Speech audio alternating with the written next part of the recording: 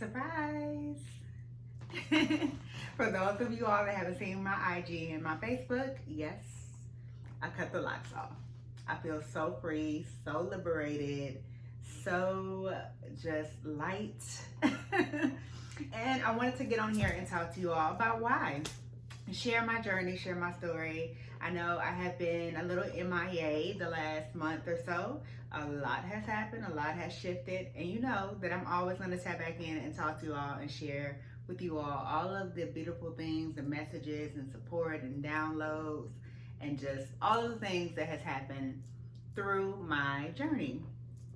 So, although I have received a lot of compliments, and thank you all for, liking the pictures and for sending me messages about how you all really like my new look. And those of you all that said that you even were a little devastated. So, I just wanted to explain a little bit about my decision to cut my locks. So, of course, it's all about embracing change. I have gone through such a transition in the last 7 years. So this will be my 7-year journey to becoming a full-time practitioner, a full-time spiritual yogi teacher, artist, like all of the things. 7 years, okay? It will also be my 40th year in my solar return. So I will be 40 in like about 60 days or so. I will be 40 this summer. So I had already made the decision that I was going to cut my hair through my 40th. I have been going through spiritual initiation for the last 7 years.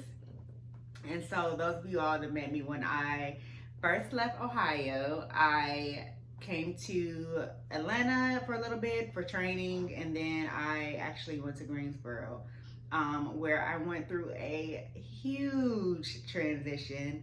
I will say that a lot during that time was stripped away from me because that's when I was really going through the beginning parts of my initiation. And so all of the comforts and all of the trauma and all of the triggers and all of the things that I needed, that I was using as a crutch up until that time were just like swiped away. So I was in a very humble state, and everything, like from the fact that I had to walk everywhere. My home was very humble. I like handmade a lot of my even furniture, things like that, and my art. That's when I really started to get back into my art because I wanted to use it as a way to really tap back into my first love, which is art, and also to help myself deal with some of the things that were happening and coming up through that part of my spiritual journey. So, and even my clothing. So I was I felt like I had to be very modest in my dress. I had to be very modest in the way that I wrapped my hair. It was for my protection, and the way that I wanted to just go inward and be inward. So through that journey, a lot has happened. I went back and forth across the country and landed back in North Carolina. And my last little leg there, I was in Asheville. I was at the top of the mountain of North Carolina, and it was such a healing, transformational journey and experience for me. It's where I feel like everything literally came to a point, came to a head, came to a beautiful peak in which I was actually practicing not only the things that I was practicing, I had used and accumulated the tools on my spiritual journey, but I had become full-time in the way that I was sharing my journey, through even my career that I left and then came back to, in professional and mental health. And so, and even my artistry, for those of you that also have been following, I am partner in a beautiful boutique in North Carolina where I am able to be a resident there to have my art in the shop. And so that was a goal for me. When I was in North Carolina, when I was in Greensboro, I had a few places to where I was helping to establish co-ops and other people's shops, and they were very supportive of me in my journey, and for me to now have be co-owner of my own, as well as have my online platforms for, you all know, my yoga business, and be doing a lot of things in different parts of North Carolina and the community. And so it was just everything had just came full circle for me. I finally felt free from um, a lot of heavy weight that I was carrying, that I was not necessarily, I don't want to say carrying, but that I was transitioning through. And so I felt that in my hair. Like I felt that in my hair. I started my locks maybe a year before I started my journey. And I felt that. And that was my second set of locks. So I've had locks twice, you all. I've been natural for 17, almost 18 years now. So that, and I've been vegetarian and vegan for about 15 years. So that part of my journey has been a long haul, but the part where I have actually been, like I said, full-time practitioner, to where I'm utilizing the tools, I'm working and processing through my cycles and patterns and behaviors from my past, and clearing that out, and have cleared that out. And so a lot of that weight was in my locks. For you all that are familiar with the lock journey, I mean, that's part of the process. You know, we are locking in the history of who we are in our hair. We also filter the energy around us through our hair. That is our belief. Those of us that, you know, wear locks for spiritual purposes. So it was just time. It was time for me to embrace change. Prior to my 7-year journey, I was a full-time natural hair specialist, alongside doing my mental and behavioral health. So employment. So I color and natural hairstyles, and switching my hair up was nothing to me. So I feel like I'm able to take back a piece of myself, and now apply it into this part of my life, to where it feels less like I'm hiding behind something, or less like I'm, yeah, I would say hiding behind something, and more like I am using it to color and to paint my life, to bring in more fulfillment and more joy into my life.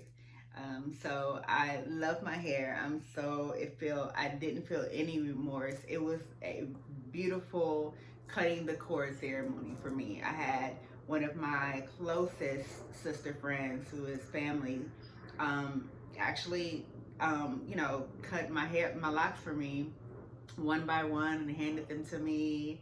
And it was just a beautiful release for me. And so this is the way that I embrace change. I have, like I said, switched up my hair. In every part of my journey, I often do something ceremonial to celebrate a milestone in my life. And my hair is one of the ways that I've done that throughout my life. So this was a part of me embracing change. And letting go, really, not being a part of the spiritual journey that I didn't know that I was signing up for, was the detachment, was the non-attachment, the practice of non-attachment.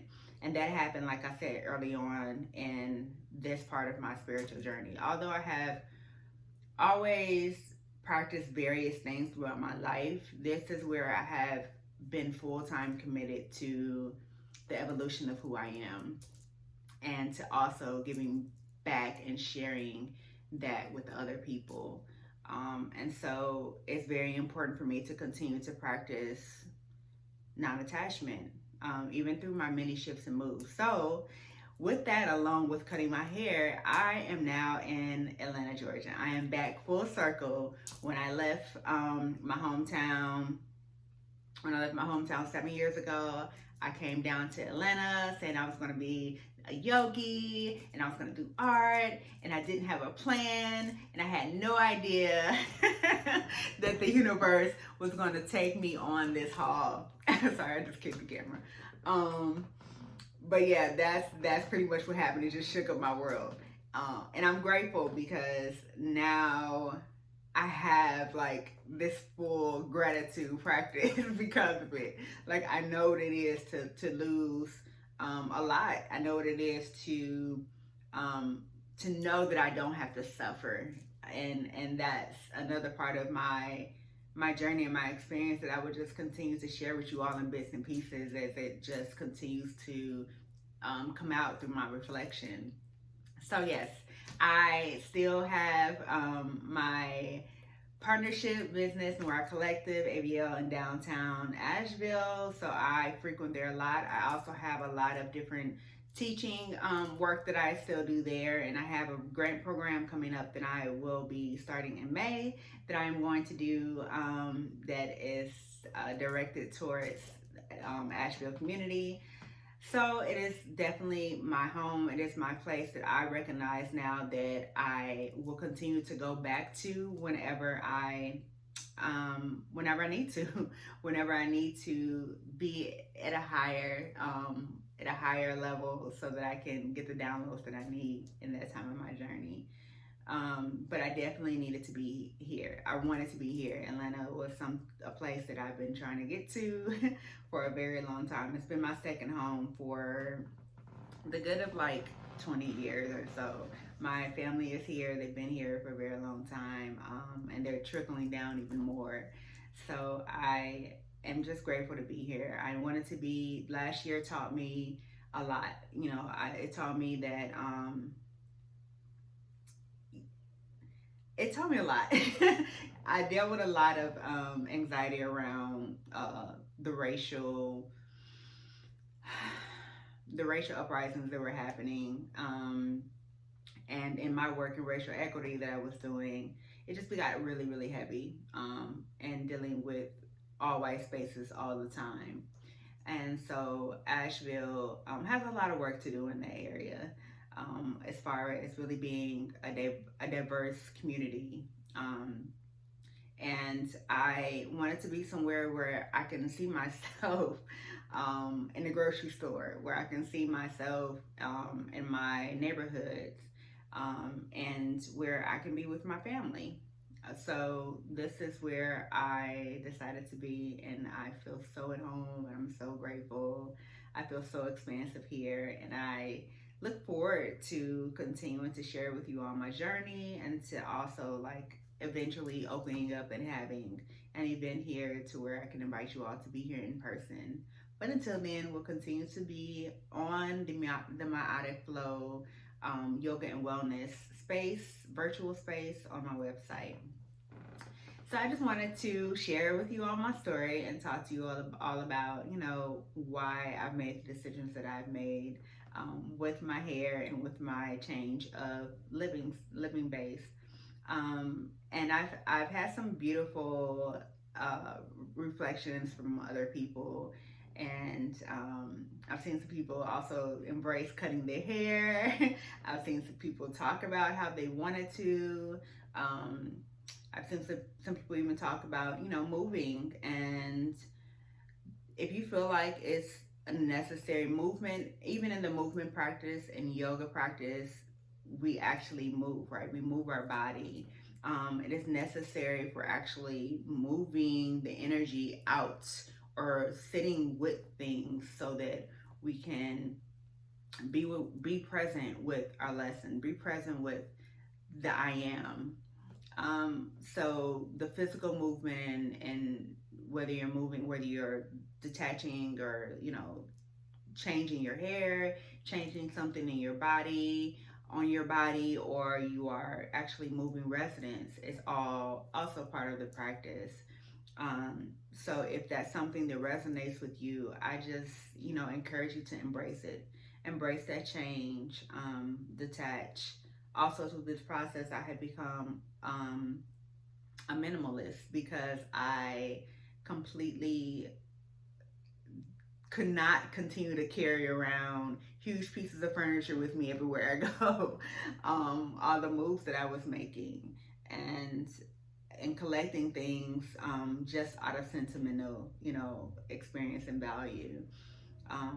All of my sentiment and all of my love and all of my experiences here.